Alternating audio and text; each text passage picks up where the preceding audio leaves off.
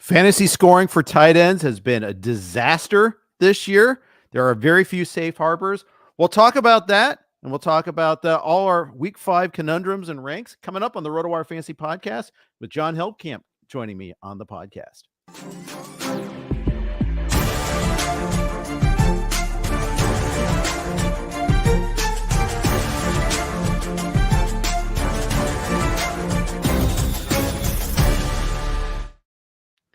Hey everybody, welcome to the RotoWire Fantasy Football Podcast, brought to you by Circa and Rival Fantasy. I'm Jeff Erickson here with Jon Helmkamp, who is now part of the RotoWire and GDC family. Happy to have Jon aboard.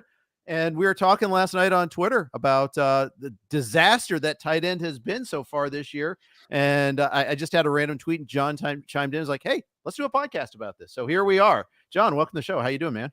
Yeah, I'm doing good. Thanks for having me. Yeah, it's funny how it just came together organically based off a conversation about the most frustrating position in fantasy football. So yeah, excited to get into it.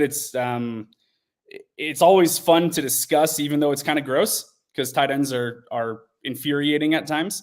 So we're going to try to provide some wisdom on the situation and help our listeners out here.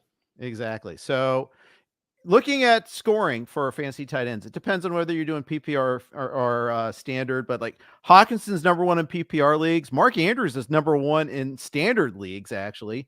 Travis Kelce obviously missed a game, but so did Andrews. But we've had some high profile busts, whether it's Darren Waller or Dallas Goedert, Kyle Pitts. Kyle Pitts is probably the one that causes the most angst, but Goedert and Waller have been just as bad so far.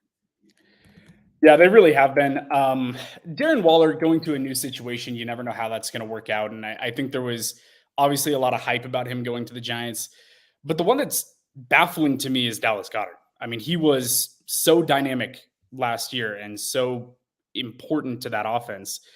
And then you look at him through 4 games, and he's done seemingly nothing with having a decent amount of volume. He has 19 targets on the year, has caught 13 of them, but he only has 88 yards and no touchdowns. So in PPR, maybe he's still giving you a little bit of value based on those catches. But if you're not in a PPR league, he's giving you goose eggs almost every week. Yeah, and it's really frustrating. Even in a PPR league, he's not even helping that much. I saw Goedert on the waiver wire in one of my leagues where I picked him up as a Yahoo league. So maybe a different threshold than, say, like the NFFC where, you have 20-man roster spots. But I've seen Kyle Pitts cut in a separate league. People are getting frustrated out there. There's a lot of blood in the streets.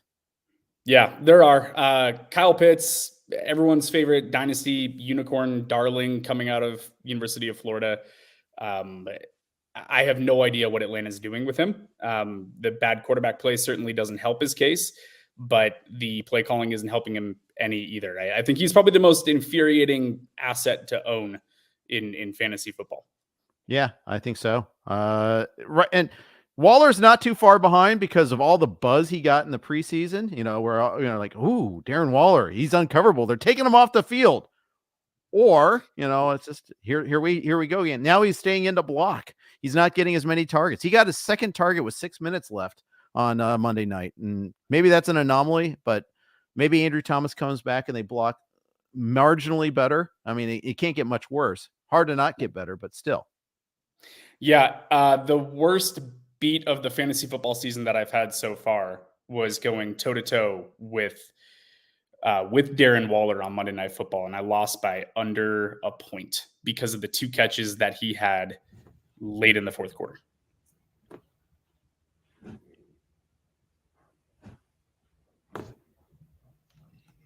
Appears I'm having some mic issues right now. Bear with me as we deal with this, but trying to work this out real quick here. But anyhow, Jon, keep talking a little bit if you can about some of the tight ends that are struggling before we start talking about Dalton Kincaid.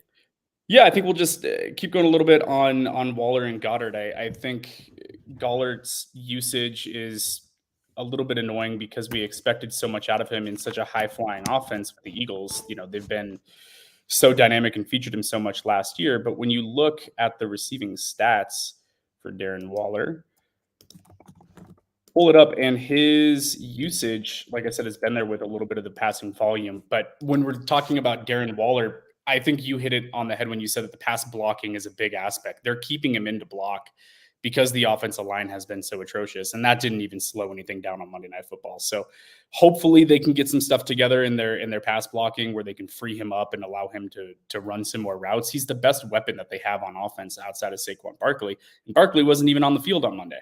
So I don't know what they're doing by not getting him the ball, but I think it comes down to playing scared in terms of keeping him in until late in the fourth quarter where they finally had him run a few routes and he caught a few passes. So maybe it's a harbinger of good things to come. Maybe Waller's going to be a little bit more involved in the offense, but yeah, the tight end position is pretty gross to start the year. It is. So of those three, Waller, Goedert, Pitts, who are you least encouraged by? Who is someone where you feel like you have to act, if any of them?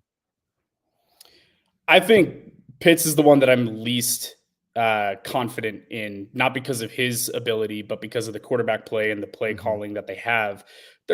Bijan is their offense, and then everything else is secondary. Sometimes, I mean, Drake London, same thing. I know we're talking about tight ends, but Drake London, also incredibly talented pass catcher. Right. And he's basically a touchdown-dependent flex play right now. So I don't know what is in store for those pass catchers for Atlanta based on the quarterback play. You already have the head coach taking questions about whether or not they're going to stick with Desmond Ridder or if it's time for Taylor Heineke to come in and try to revive the offense. So I think it's a very bleak outlook this year for Kyle Pitts out of those three. Yeah. And I don't even, and I think Heineke will be an upgrade over Ridder if they do make that change. But, I don't think in Atlanta he would thrive as much as he did, say, in Washington. I think some of the problem is also how Atlanta handles their quarterbacks, how they run their offense. Hard for a quarterback to develop, I feel like, in their system. Yeah, it is. They've been scratching their head ever since Matt Ryan left, hoping that Heineke was a mid-round gem for them, but it doesn't look like it. And, Heineke might be able to come in, or I'm sorry, Ridder, mid-round gem, but Heineke might be able to come in and play a little bit better. You're right, but I'm not expecting any sort of major statistical differences if they swap out the quarterbacks. Yeah, that's where I'm arriving at there. So I'm not cutting Pitts, but man, I'm looking for alternatives. I am in the NFFC primetime league, hey, he fell to me at 99. I'm like, and that was totally, it turns out that was the sucker play. It's like, oh, I can't pass that up, can I? Oh, I can. There's always someone that believes in Kyle Pitts. It just happened to be you. That's I've like 20 leagues, John, and that's the only league where I got him. I was priding myself on I'm not going to fall for that banana in the tailpipe. I'm not going to fall for Kyle Pitts. And here we go. I fell for him there. And it's only my most expensive league. So oops. And I wasn't planning on going with him. It just happened to be there. It's like, I got to take it. Right. And there weren't too many good successes in that same round in that range anyhow, but still it's the opportunity cost. It's, not getting Sam LaPorta later because I'm not going to spend that second pick. And turns out Sam LaPorta, Jake Ferguson, these are two guys that you're pretty happy with. You're pretty content with if you got those two. Yeah, I think content would be a massive understatement. I think especially with Sam LaPorta's doing as a rookie tight end, he's doing what we want the people who hype up the rookie tight ends that come in, Sam LaPorta is doing what they hope that their favorite tight end prospect is going to do. And LaPorta is just been so dominant. He's got the fourth most targets at the tight end position with 27 of them. And he is averaging 2.3 yards per route run, which is the most for any tight end in the league with at least 10 targets to start the year. Exactly. So he's getting volume and it helps that Jameson Williams was suspended. Josh Reynolds was gimpy one game. So LaPorta became the default number 2 wide receiver. And St. Brown, by the way, is banged up this week. We may see a lot of targets again this week. Yeah, I think you're right. Jameson Williams is on his way back. They're going to get him involved, but I think that he's not going to start off being a high volume guy. Sam LaPorta has earned it. I think that they've shown that he's what they need their offense to run through the middle of the field while having Amon-Ra St. Brown cooking as well. It gives them 2 options to attack the middle of the field and allow Amon-Ra St. Brown to move around a little bit more. So Sam LaPorta has been incredible. I think there's nothing showing that he's not going to be able to keep that pace up as we go forward. Right. I'd be very happy with that. Tell me more about Dalton Kincaid. He was your everywhere. And you think this is the week that we finally start to see that investment pay off? I do. I love Dalton Kincaid. Like many people, I had him ranked above Sam LaPorta, although I love Sam LaPorta too, out of Iowa, the tight end factory. But Dalton Kincaid, here's why there's some reason for hope. I took notes this morning because there's a lot of reasons why. So last week he had a 20% target share in the Buffalo offense, which is super encouraging. He has 15 catches on only 17 targets through 4 games, which is tied for the third most receptions by a rookie tight end in the first 4 games of their career in the last decade. The thing that is really encouraging to me is that he's overtaking Dawson Knox. So last week, Kincaid ran 23 routes on Allen's 29 dropbacks, and Knox only ran 14. So we're seeing that they're wanting to favor Kincaid more. He's more athletically gifted. He's proving that he has sure hands. So I think Allen's getting confidence in targeting him more. And he's way too athletic for Buffalo to keep using him on this low depth of target situation, which is how they've been using him so far. So I think that everything's lining up. I think his role is going to continue to expand, and he has a really favorable matchup against Jacksonville, who has allowed the second most fantasy points per game to the tight end position so far this year. Yeah, and like even Jonnu Smith, Pitts couldn't have a great game, but Jonnu Smith at least had a pretty solid game against them there. And by the way, there's some suggestion that Pitts is not 100% with that knee, and that also concerns me too. Kincaid's not on the waiver wire in most leagues, and he's most serious leagues at least, because he's had his patron in every draft. Right. You're not the only one that saw his talent coming in. It's just now a matter of waiting for when you're going to realize it there. But I'm with you. It's a good trade time. So I guess the idea now is, how do you construct a trade to land him on your roster if he's not on your roster in the first place? I think it's going to be really hard because the person who has Kincaid probably believes in him. That's probably why they have Kincaid as a rookie tight end, because they know the talent's there and the offense is a great one for him to be in. So I think you're going to have a hard time prying him away from the person who rosters him. But if you can, I don't know. Would you trade a higher named tight end that's not producing, like a Dallas Goedert, like we talked about earlier, for a Dalton Kincaid situation because of the name value difference? Like, is that going to be enough to get it done? That might be something that I explored doing. I'd at least propose it. You might get laughed out of the room. They might just say no. Or they might, who knows? Maybe like, oh, I'm buying low on Dallas Goedert. I mean, you certainly would offer Kyle Pitts in this situation. Yes. Generational talent. You can still say that, but unfortunately, I think we're not going to see that this year. I think the health is an issue with Pitts too, by the way. But it's interesting seeing these rookie tight ends kick in a little bit there. One that hasn't is Michael Mayer. I've been surprised at how little he's getting used by the Raiders. Yeah, his name has completely disappeared from the radar, hasn't it? I don't feel like I've heard anyone talking about him recently because he's not doing anything. They're not using him. And it drives me nuts because that offense featured Darren Waller when Waller was there. Mm-hmm. And then you have Michael Mayer come in and you expect him to at least be a part of the offense. And right now he's not. I mean, he's like completely off the fantasy radar, especially in redraft. He's nowhere close to producing. So he's not someone that I would recommend that anyone go and look for at this point. That passing game is Devontae Adams and Josh Jacobs getting more involved in the passing game this year than he has. That's basically what they're doing to throw the ball. They're not looking at their tight end. Yeah, and with O'Connell, who knows? That probably delays it. I mean, Jacobs was getting a ton of targets against the Chargers. I think we might see Mayer at the end of the season, but it may be a while. How about Washington and Pittsburgh? Now that it sounds like we're not going to have Freiermuth this week. Yeah, Darnell Washington, maybe he finally gets on the field and starts showing. He's athletically gifted. Talking about athletically gifted tight ends, he's huge and is incredibly athletic. So maybe he gets on the field and they start going through things a little bit more with him. But the Pittsburgh offense right now is so dysfunctional with everything that's been going on. The play calling has not been great. Everyone was panning Matt Canada last week, especially for the first half and the play calling out there. And now it looks like Mitch Trubisky might be in at quarterback. So I don't know how much faith I'm going to put in Darnell Washington getting his first starting opportunity with Mitch Trubisky at quarterback. It's just not a good mix. Right. And so it's not really actionable right now because a keeper league, dynasty league, Washington's already rostered. And in a standalone league, you can't use them this week. It's a tough spot to be. I guess you have, I guess here our scenario again is the NFFC, where you have 20-man roster spots. He's available there. And you're parking him that hopefully he shows something that encourages the Steelers to use him more in the future. But I think it's going to be a while otherwise there.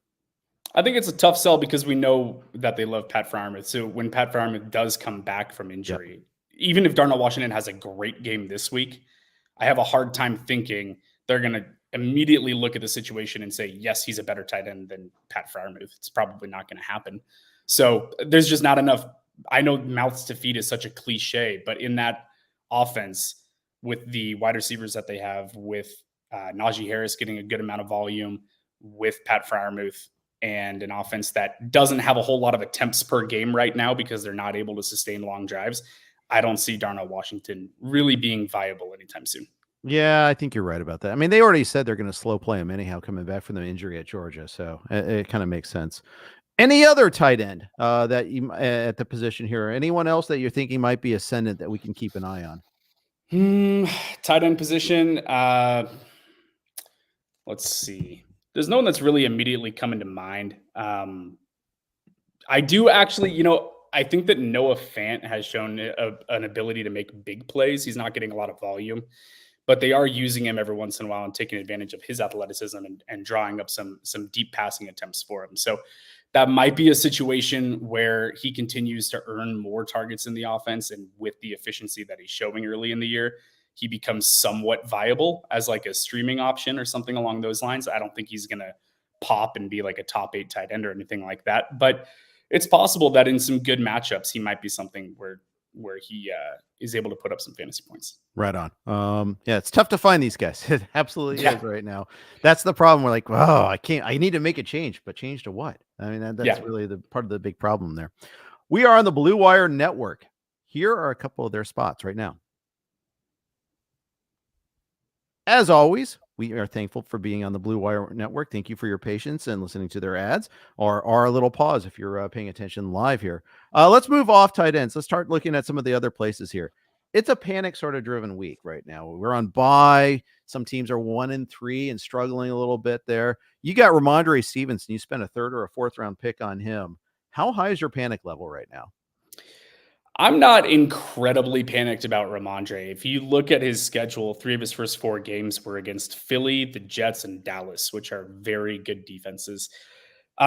He's getting usage, although his efficiency is very low right now, but he is also still seeing work in the passing game. So I think brighter days are ahead from what we've seen early in the season on Rhamondre Stevenson. I understand if you're panicking in terms of what you're looking at right now, but in terms of long-term for the season, he's still someone that I have confidence in. He is the guy in that offense and is capable of catching as well. So like I said, especially in PPR leagues or half PPR leagues, I'm not really panicking on Rhamondre Stevenson. I'm assuming that he's going to turn things around. Those efficiency metrics will start to come up when he's not facing as tough of defenses. I hope you're right. My panic level's a little high right now. I just hate watching New England play. I really can't stand watching that offense go right now. It's just there's no flow to it at all.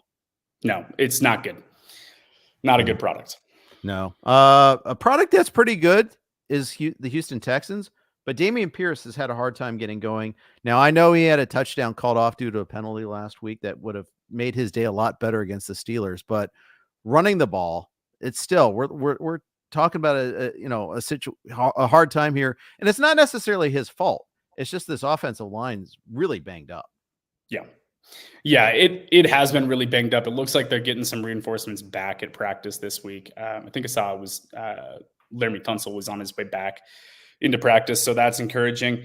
The volume is there, and with running backs, volume is king. And if you have a running back that's getting a lot of carries, your floor is high. Last week he had 24 carries, even with a banged up offensive line, and even with CJ Stroud really taking off as a passer. So I don't think they're abandoning him. I don't think they're leaving him, in the dust, and that his usage is going to come plummeting down.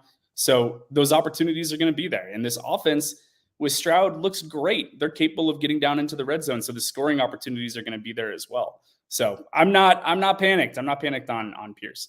Okay, good. I'm not either. I think his skill level is the same. It's just a question of, does he get a little bit more help up front, I think. And there's no one there to take the job. Like Devin Singletary, he's just going to do what Devin Singletary does. There's not like this young running back that they drafted or anything like that. Not, they spent their draft capital on Tank Dell instead, and wisely. Stroud pounded the table for him. So we'll see what happens with that. Najee Harris, does he continue to lose snaps to Jalen Waddle? Yeah.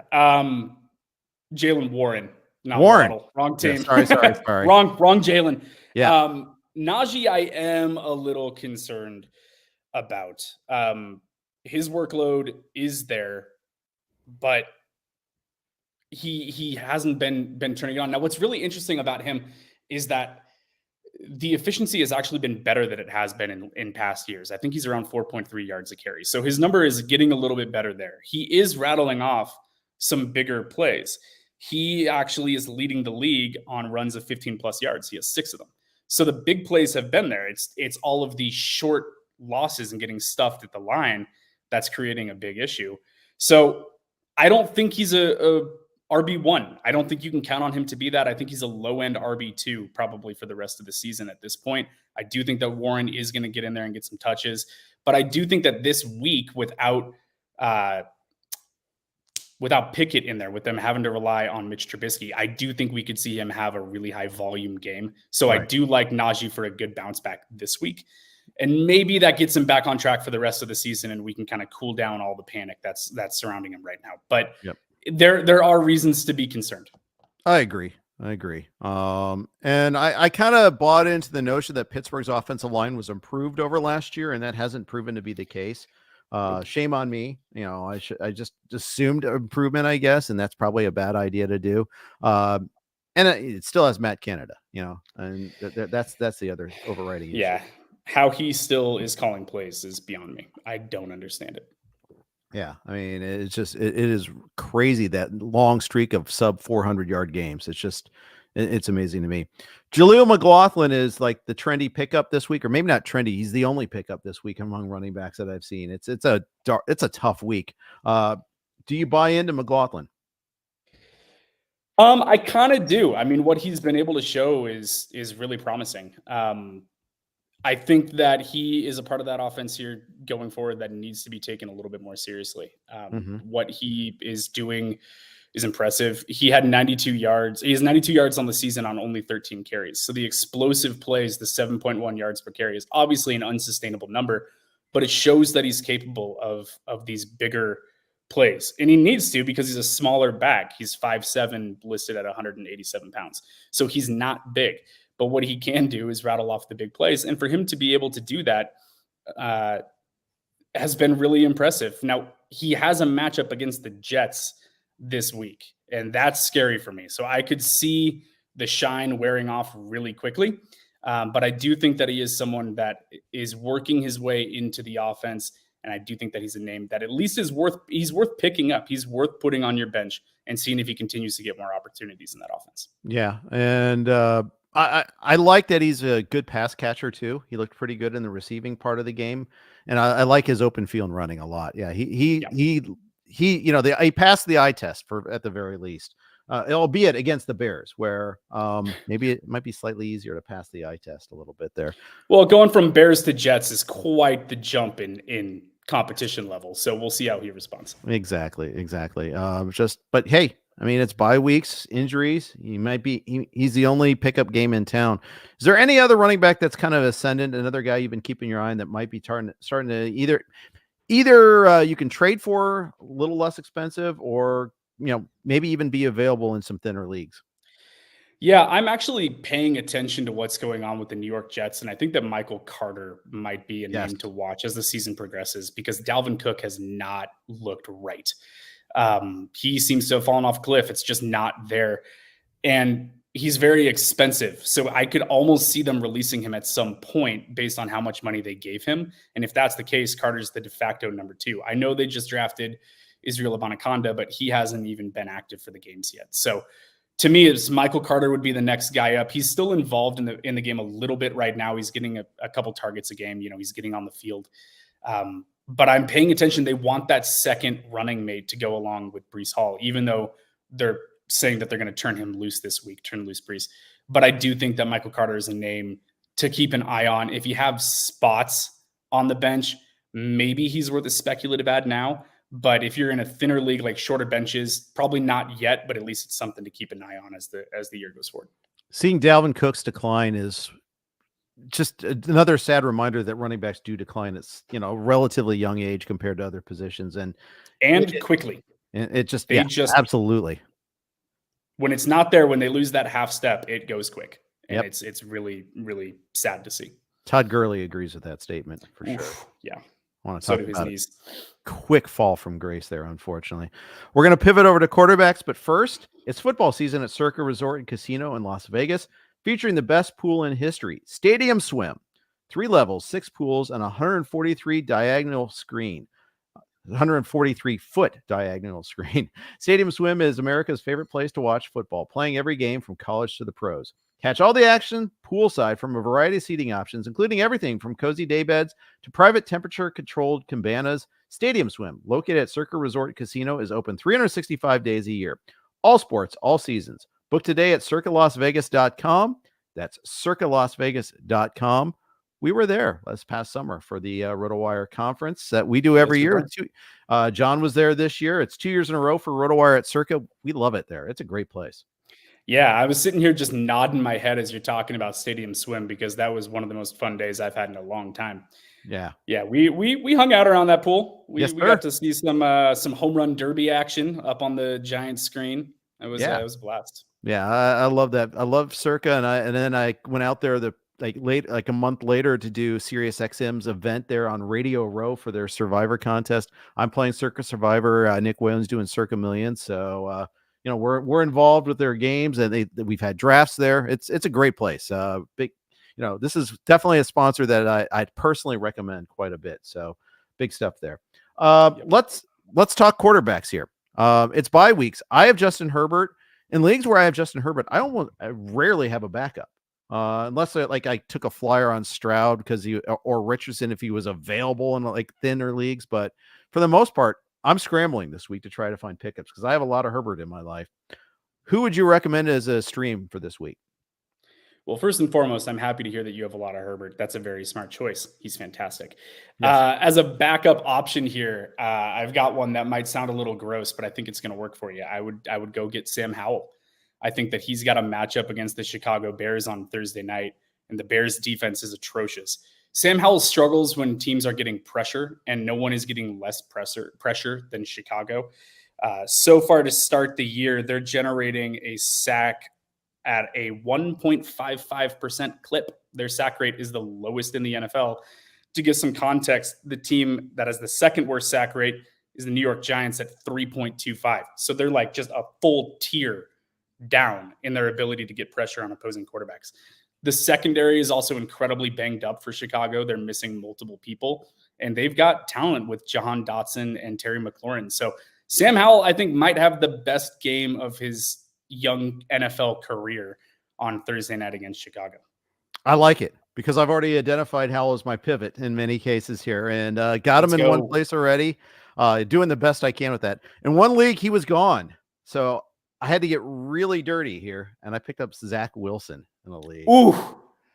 Wow. Against Denver. Well, hey, guess who they're playing, right? Yeah. You target the defenses, and that's a good play. Yeah, well, we'll see. It's very unseemly doing it there, but it was that or Mac Jones against the Saints. No thanks on that. Well, Garrett Wilson's going to go get you 150 yards and 2 touchdowns against that Denver secondary, and guess who's throwing him the ball? Zach Wilson. Go. So let's go. I hope you're right about that. I also have a lot of Garrett Wilson in my life, so that would be doubly beneficial there. So it'd be nice to see him freed a little bit. I also think Breece Hall is going to go nuts this week. I think this is. Yeah, I do too. I think he's a DFS play. I think this is the week you've been waiting for. If you've been really struggling the weeks 2 and 3 where, Hall got 3 touches, 3 carries or something of that nature. This is where you get well. So, especially because they're taking training wheels off. Yep. Sounds like there's no pitch count for him this week. So I agree. Big breakout game. Rams and Eagles provide a pretty tricky setup here. If you have Matthew Stafford, life's been pretty good for you so far. But the Eagles are nasty. I mean, their secondary may need a little bit of work, but for the most part, this is not a great matchup. This pass rush against a somewhat gimpy Stafford kind of scares me. What are you doing with these guys this week? I think it's one of those situations where he's been so good to start the year, and Puka Nacua has just come out of nowhere and has been a revelation they've been so good and have put up so many points that I don't think you can take them out of your lineup unless you happen to have great options. But with bye weeks, I don't know that you're going to have those options. So I think you got to play them, but temper your expectations. I agree with you. The pass rush for Philly is just nasty, and Stafford is not a mobile quarterback. So you said the secondary might need a little bit of help. It doesn't matter if the quarterback doesn't have time to throw it. It's true. And Philly gets home really fast. So there is some reason to be concerned there, but I think you got to roll with it and just hope they're able to turn in a decent performance. For sure. I think that's my path. That's what I'm looking at there as well. The leagues where I have Nakua or even Tutu, I'm probably starting. I'm less consoled on Tutu Atwell than I am Nakua, but we'll see. Now, Cooper Kupp, what do you expect out of him? That's a great question. I don't know. We have no idea what it's going to look like. You have Puka Nacua seeing an insane target volume that was previously Cooper Kupp's. So what's this workload going to look like? We know how talented Cooper Kupp is. When he's back and when he's active and in the game, you have to put him in your fantasy lineup in case he does come back and is Cooper Kupp. So I have no idea what the workload is going to look like. I think Puka Nacua has earned himself a great target share. I think he will easily remain at least like the second option on the team if Cooper Kupp is going back to being the number one guy. But what's he going to look like when he gets on the field? Is he going to be full speed? Is he going to have the ability to make quick cuts? Is he still going to be the route runner that he was? Because he doesn't rely on his athleticism. He's not a super fast wide receiver. He's a smart, savvy route runner. So can he still do that coming off the injury? It's going to be fascinating. I have no idea what it's going to look like, but we're going to learn a lot, I think, in the first game that Cooper Kupp's back. Yeah, agreed. And they may ease him in too. He might be on a snap count of his own when he first comes back. I know, he came back too soon the last time with that. So I almost feel like you're going to see Kupp practice this week and come back in week 6. I think that's like the path most likely. Him and Jonathan Taylor both, to be honest. I know Taylor, he's practicing now, but he's not off the PUP list yet. They don't have to make a decision on that until, they could do it Sunday morning, or maybe I think it's Saturday with the PUP list. I think it's the day before you have to make that decision. So we'll see. But I expect both of these guys to practice for a week and then play the next week. I think that's the path most likely. Yeah, I think so. Yeah, that's going to be so fascinating. Puka Nacua has been so dominant to start his career. Do they go away from him? I don't know that you can at this point. He's been your best playmaker by far. So it's going to be really interesting to see how they divvy up those targets. For sure, 100%. So we'll wait and see on that. We got a bunch of wide receiver topics we want to hit, and then we'll hit your Q&As. We got a lot of questions in the chat. We'll hit those at the end of the podcast here for those who are streaming live with us. But first, quick note from our friends at Rival Fantasy. If you're looking for a place to play head-to-head fantasy football games without the huge tournaments, salary caps, or complicated game types, then Rival Fantasy is where you want to play this NFL season. From a twist on a classic game with Fantasy Bingo, where players generate a lineup to complete achievements and get bingo, to head-to-head fantasy challenges, where you'll pick which of two players will score more fantasy points, this is the best of fantasy sports. For the 2023 NFL season, Rival Fantasy is offering new users a $200 deposit match plus a $25 first play voucher. Rival Fantasy is so confident you'll love the experience, they're giving you money to play out of the gate. Experience the future of fantasy sports on Rival Fantasy and become a rival today. I'm here with Jon Helmkamp. We are talking all things week 5. We're moving on to wide receivers here.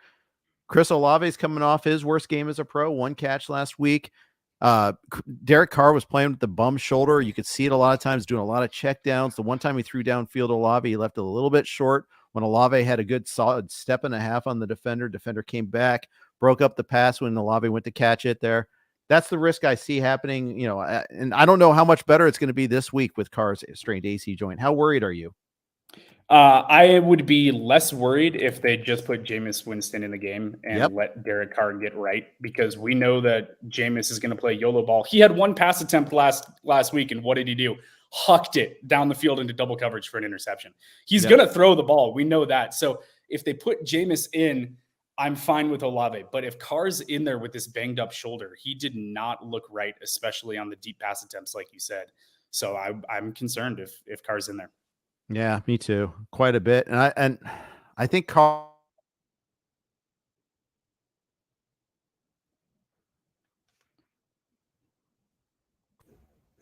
I think Carr's going to go full on YOLO. I can't let the team down sort of mentality, just like Baker Mayfield did a couple of years ago, like Burrow's doing this year. I worry about that quite a bit. Yeah, I agree. I think the best thing for him, just take a seat and get right, because clearly the shoulder is not there right now. So without that, I mean, that was one of the reasons I was so excited about Derek Carr going to the Saints, is because he does love throwing the deep ball. And I was sitting there salivating about what it was going to do for Chris Olave. But if the shoulder's hurt and the deep ball is not there, it's really concerning, because I don't know what level of big plays are going to happen in this offense. Maybe they rely more on shorter pass attempts this week now that they know that he's injured, if he's going to be in the game. Kamara had like 14 targets, I think it was, last week. So maybe it's more of that and drawing stuff up for Olave just to get him the ball in space and see if he can create on his own. But yeah, I'm going to be missing those big play downfield throws if Carr's shoulder's still hurt. Yeah, same. 14 targets, 33 yards. I mean, it's just, it was the argument against having a PPR league, a full point PPR league, basically. You got I think he had 11 catches for 33 yards, which is just sick. Doesn't help the team that much. Also, while we're talking about concern level with Ja'Marr Chase, if you have him with Joe Burrow, clearly compromised right now. The thing about Ja'Marr Chase, and everyone that hears me talk about Ja'Marr Chase still likes to remind me that I was very low on him coming out of college, which I've atoned to 1,000 times, by the way. Thank you very much. Ja'Marr Chase is an incredible wide receiver at the NFL level. He's done nothing but prove that.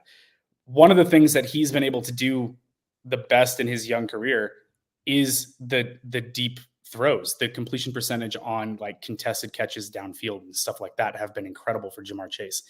Similarly to what I'm feeling about Olave with that offense, I feel the same way about Cincinnati, because as long as Burrow is hampered and can't get the ball downfield, he can't drive it, those big plays aren't going to be there. Now, we saw Ja'Marr Chase, I think it was 2 weeks ago, still have a ton of volume. So I think that's still going to be there. I don't think you can bench Ja'Marr Chase no matter how banged up Joe Burrow is looking, because he's going to be the go-to guy, especially with T. Higgins hurt right now too. Yeah. So Chase is going to continue to get the work. We just have to hope that at some point Burrow's calf is able to rest up. I think at this point he's just limping into his bye week. I think they have a week 6 bye, don't they? Cincinnati? I wish they did. I thought it's a little later. I have to double check on that one there, but maybe I'm wrong. But at this point I don't see him coming out of the game unless he has like a major setback with that. No, it's not week 6. It's week 7. It's not too far off. Yeah. Okay. So they get the Cardinals this week. They get the Seahawks next week, and then they're on the bye on the week in week 7, and then they go at the Niners after that, and then the Bills after that. So this bye week can't come soon enough. Yeah, he needs it. He needs to just do a week straight of therapy on that thing and see if he can get right, because that stretch of games coming out of the bye is going to be brutal. If they're not able to turn it around going into the bye week, it's not going to end well for them this year. Michael Wilson for the Cardinals, the Bengals' opponent this week, was my top target in free agency, even ahead of Jameson Williams, because Williams, I don't know what he's going to do this year, where Michael Wilson, I feel like he can help you right now. How convinced are you that Michael Wilson can help us? I'm very impressed. He's basically a 1B in that offense right now to Rondale Moore. Maybe he is even overtaking him as their best target. He's incredible. I love him. He was one of my favorite rookie sleepers coming into the league this year. He's a violent route runner. Like, he's so explosive and has great hands. He's proved it. He did it last week, 2 touchdowns. I don't have his exact stat line in front of me, but he's earned a significant role in this offense. And I think that Josh Dobbs relies on him, trusts him, and is looking for him often. So yeah, I think right now you fire Michael Wilson up as a wide receiver 2. I think that's the way that he's playing. Yeah. And you might even see Hollywood Brown get traded at the deadline too, given the trajectory of the Cardinals. They already are, going to have a lot of high draft picks next year. I think if they can add one more, I think they probably should, because I don't think Hollywood Brown's someone you build around. No, I don't think so, and I don't think that he wants to be there much anymore. So yeah, I could definitely see that happening at the trade deadline. Yeah, so even more target volume for Michael Wilson if that's the case. Plus, he's a different type of player than everybody else on that Brown. I mean, on that I was looking at Brown, but the name Brown was like on that Cardinals team. Any other plays you like for Week 5, whether it's wide receiver or anywhere else? Yeah, I'm gonna stay with the Arizona Cardinals, and I gotta hype up James Conner a little bit because he just continues to perform. I know he had a down week last week against San Francisco with a really, really tough defense. But so far this year, he's averaging 5.1 yards per carry. He's fourth in the league in runs of 10 plus yards. He's rattling off yards after contact at an incredibly high clip. He's the RB14 even after that down week against San Francisco. And I feel like no one's talking about him as being a fringe RB1 guy. And that's the way that he's been playing since the middle of last season. Actually, he's been going back to the middle of last year. He's been putting up consistently great performances where he's around 100 yards from scrimmage and a touchdown, it seems like almost every week. So James Conner is another one. I love it. And I think that Cincinnati really banged up, like you said. Their defense is not an elite defense. It's not an incredibly easy defense, but I think that he should find more room to operate than he did against San Francisco and get back to putting up big numbers. Yeah, we saw Derrick Henry finally get well against them last week. Some missed tackles, especially on that touchdown run. You saw even earlier in the season, like the Browns. Well, of course, Nick Chubb makes any run defense look bad, but you've seen the Ravens run the ball very effectively against the Bengals too. So I agree. I think that's a pretty good spot. We're gonna hit up some Q&A. You good for taking some of these lineup and trade questions? Yeah, definitely. Let's go to it here. Straight up at the top, Cruz Garcia asked, would you drop Elijah Moore for Quentin Johnston? Oof. I think that I would. I think that Quentin Johnston was drafted with good capital, and I know that he hasn't been seeing a lot of work early, but I think that now knowing that Mike Williams is going to be out of there, I think that Quentin Johnston's role is going to continue to expand as the year goes on. And I think that they're going to start looking at him more as a big play X kind of receiver on the outside. So yeah, I think that's probably something that I would do. I agree. And so many times you see rookies have bigger roles coming out of the break too, after their bye. And I think the timing is fortuitous for the Chargers, not just with the Herbert injury, but also try to get Johnston more involved. Agreed completely there. Mike asks, start Achane or James Cook? Both. Who's the other player that you're not starting? Or, that's starting over these guys right now? I think both of these running backs have been two of the most explosive guys in the league. You have to play them.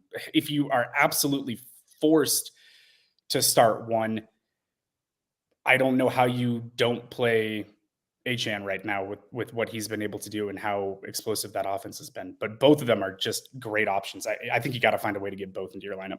Yeah, and I figure Miami's going to be playing with the lead this week against the Giants, which means a lot more running attempts probably. So, yeah, agreed. I think this could be a big week for Achane for sure. Let's go to Duffy. He asked a trade question. Trade Derrick Henry and Drake London for DeAndre Swift and Calvin Ridley. Which side would you prefer to be on? Oof. So both of them have very high octane running backs and wide receivers that are disappointing. I'd probably take the Swift and Ridley side of this because Swift is attached to a Philly offense that's much better than Tennessee's, and Ridley is attached to a much better quarterback than Drake London is. So I think I would probably take the Swift and Ridley side of this trade.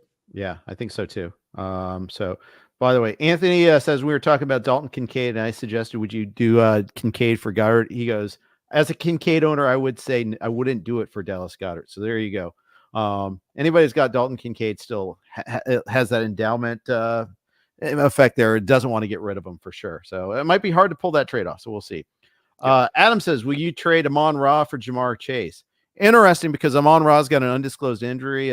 Campbell's being pretty tight-lipped about. We'll find out more in the injury report soon on that. But it's a buy low on. This is what a buy low on Jamar Chase looks like. Are you willing to do it?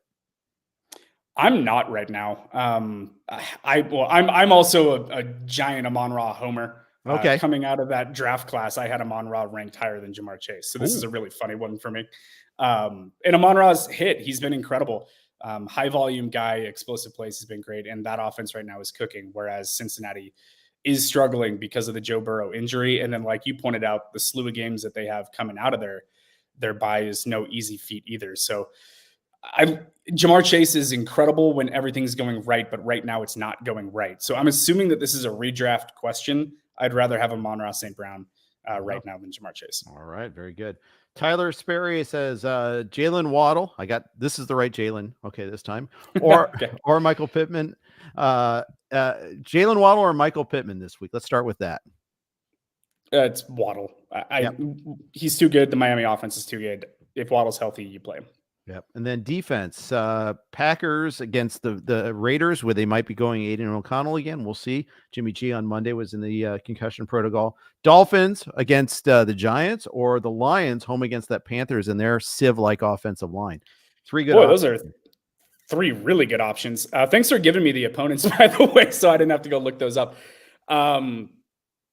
That's a really tough one. I think I would probably go with the Lions defense. I think nothing's going right for the Giants right now.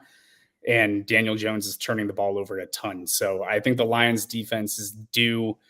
And that pass rush is very good. And the offensive line for the Giants is very not. So I think that the Lions defense is going to get home and get a few sacks, get a turnover or two out of the game. I think you're going to have a good production there. I did Chris Harris's podcast yesterday, and we were talking about streaming defenses, and Detroit was my top option too. I like all three of those though. I mean, sometimes you get like, I guess I'll stream these guys, and then I end up with my fourth choice anyhow. This week I had three really good choices, and I was replacing the Browns defense in a lot of places too. So worked out pretty well.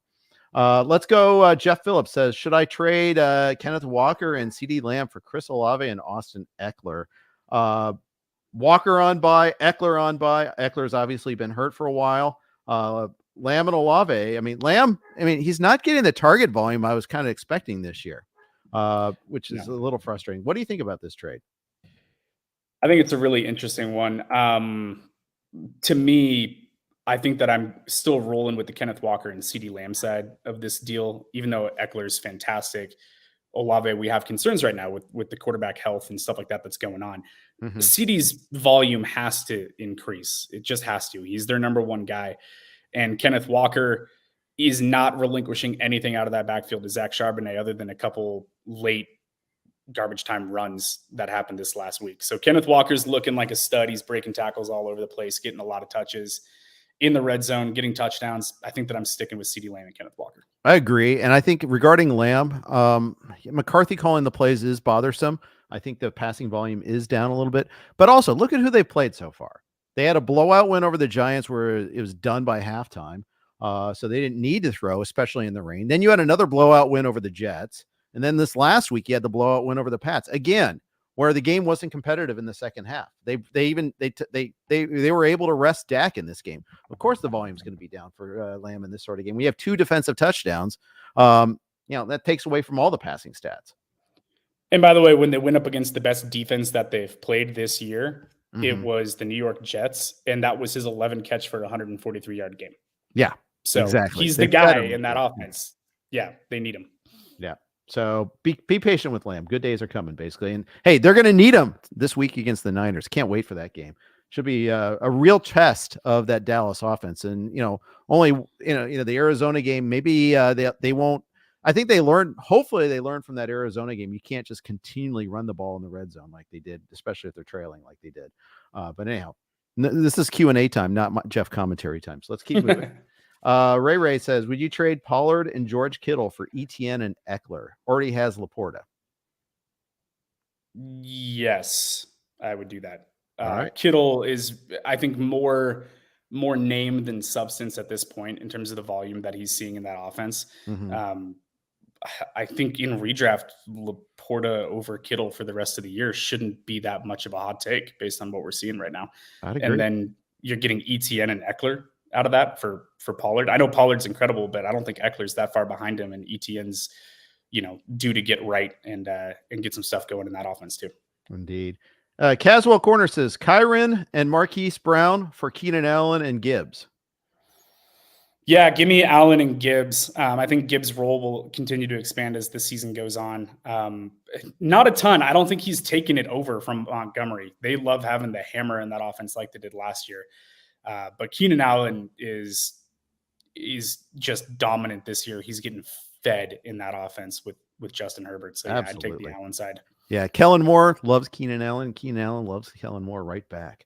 Bryce Bruce asks, would you trade Richardson and Keenan for Devontae, Achane, or Fields Keenan for Ridley Achane? Two part. Yeah, I guess it's this. Which Achane trade would you prefer? I guess.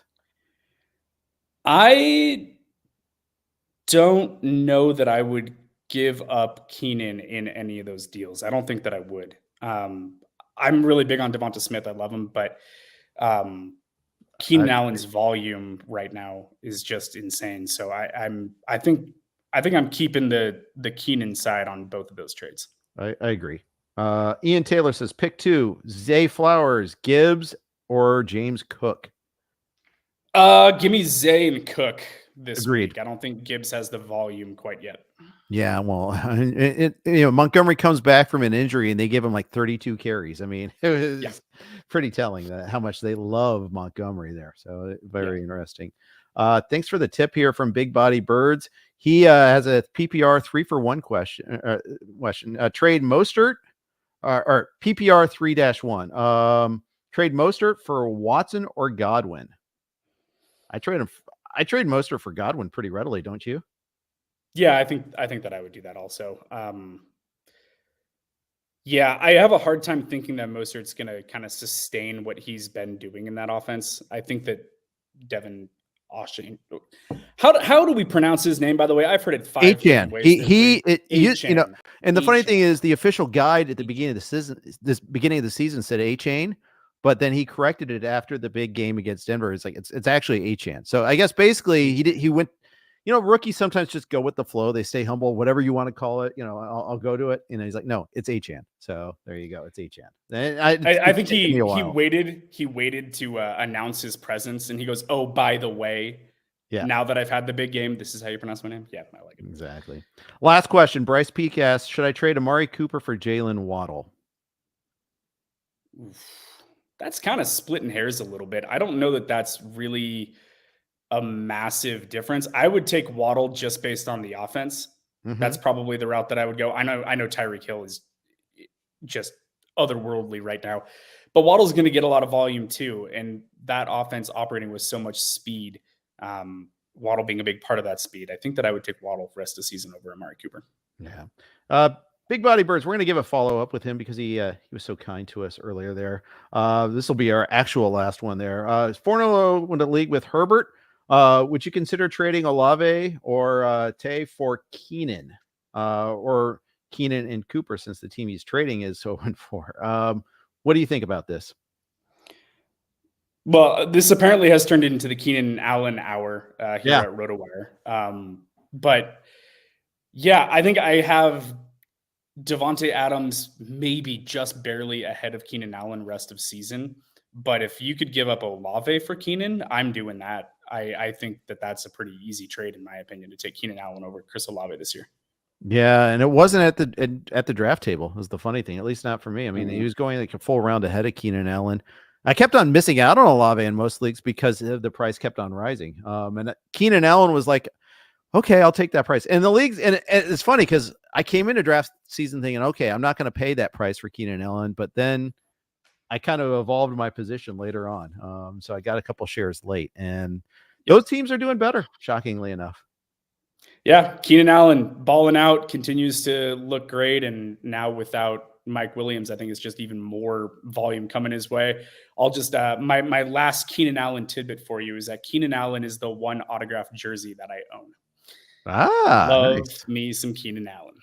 So yeah, I have a Jersey Burrow. I've got an actual hockey sweater for Steve Yzerman and a Joey Votto baseball uniform. Those are my only. Talking to my Red Wings heart, man. My mom's from Detroit. I didn't know. My mom is from Detroit, and she got me hooked on hockey. She's got Gordie Howe, terrible Ted Lindsay, and Terry Sawchuk's autographs. My dad didn't care at all about hockey, so I'm a Wings fan. So there you go. Cool. Yeah. And we'll end on that. Peace in our times. I like it there. Big thanks to everybody for chiming in. Love the question volume. Love all the live streaming audience there. Appreciate you jumping in. Those of you listening to the podcast, appreciate you there too. If you want to take a peek at my rankings or any of our other work at RotoWire, you can take a free peek behind the paywall. Just go to rotowire.com/pod. No credit cards required. Just put in a valid email address. Off you go for a couple of days. We want you to kick the tires, see if you like it, and hope you want to subscribe. Jon, it was a fun hour. It flew by. Thank you so much for coming on today. Yeah, thanks for having me. Good times. All right. Thanks, everybody, for listening. We got, of course, tomorrow, we got Mario and Jon. Make sure to tune in. Subscribe. Hit that subscribe button. Thank you guys for listening. Take care.